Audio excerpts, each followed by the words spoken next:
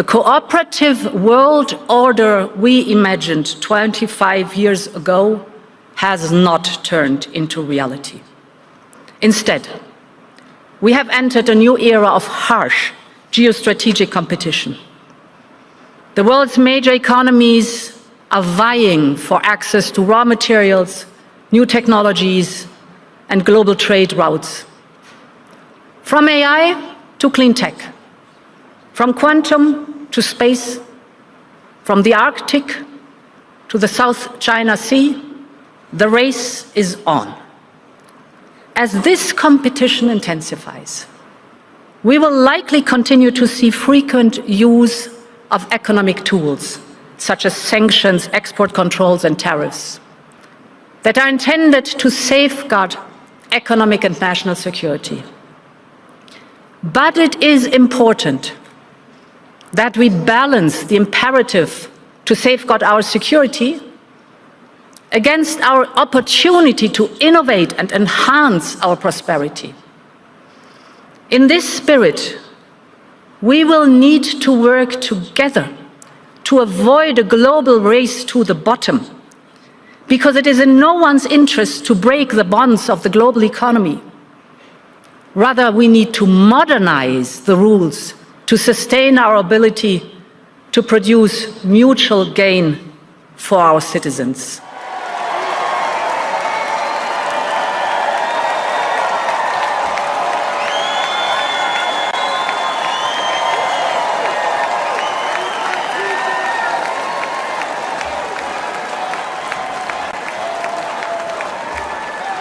Thank you.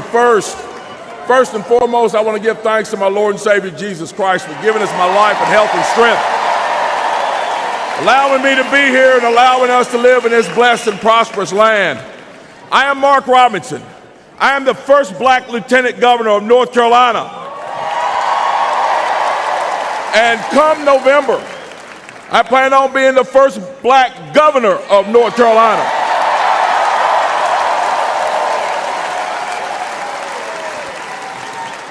But I am not one of the political elite.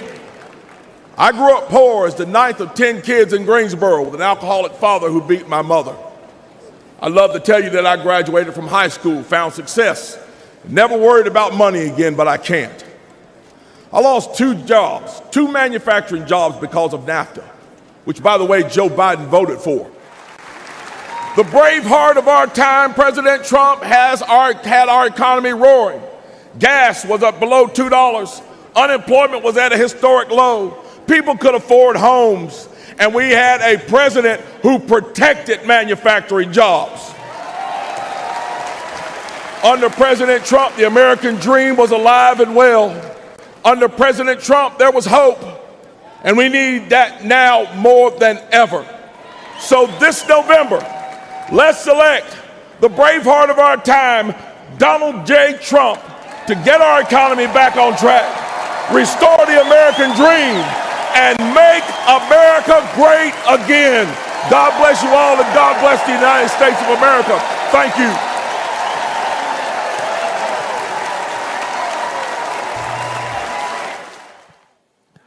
You see, from ancient times, people have nurtured nostalgic visions of peace and abundance. We call them utopian ideologues. They prophesy the coming of a golden age where people would live in harmony and they'd be one with nature, and there would be freedom from toil and stress and danger. Utopia, paradise on earth. In fact, it's interesting because you find Plato suggested the same thing to the Greeks. Virgil talked to the Romans about it.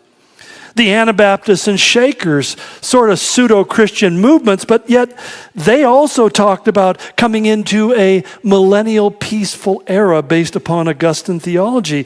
Or there was Voltaire and Rousseau, who influenced the Enlightenment, which led to the French Revolution, which turned out to be one of the bloodiest in human history. Or you've got Marx and Lenin with Marxism. All of them envisioned this perfect, harmonious universe, and yet when it became applied, every one of them failed miserably. and paid a high toll in treasure and life that was lost. And today we're not without our own various iterations of it. I mean, as we talked about the jihadists who believe that the Mahdi will come and he'll come and destroy everything before he can restore everything to a perfect Islamic universe. Even though Islamists, wherever they dominate, end up to kill each other and other people as well. That just doesn't seem to stop. You know, it's kind of like Jesus said, you live by the sword, you're going to die by the sword. We have the techno, eco, post-humanist climate visionaries. Even people like, whether it's Elon Musk or Hariri or Al Gore or Greta Thunberg, all have this idea that we'll come and be able to bring the world together if we just stop burning fossil fuels and passing gas, and the world will be a better place. I do sign on with the passing gas part, by the way. But all of these things will fail because you can't fix something that's as warped and broken as this universe is. So despite proclamations by the UN or promises by the EU or programs put forth by the World Economic Forum, none of those things will ever lead to the results that they promise. Because what is needed is not a renovation of the old order, but the dissolution of the present order, that this present sin-warped operating system will be replaced with a new one.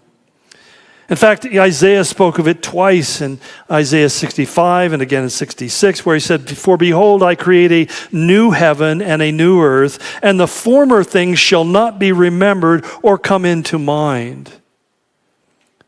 That there'll be no looking back and saying, the old was better than this. But rather, it's not so much that it's forgotten as it's just chosen not to be remembered. But in order for that to happen, the old has to be discarded, which is exactly what Peter said was going to happen. He said in 2 Peter 3:10, "The day of the Lord will come in which the heavens will pass away with a great noise, the elements will melt with a fervent heat, both the earth and the works that are in it will be burned up, and heaven will be dissolved, being on fire, and the elements will melt with fervent heat." So that it might be replaced by something that's completely new, something never seen before, never even imagined within the greatest imagination of man. A new heaven and a new earth in which righteousness dwells. It's interesting. Kainos, the word that we translate new in the New Testament, means new in form, quality, and nature.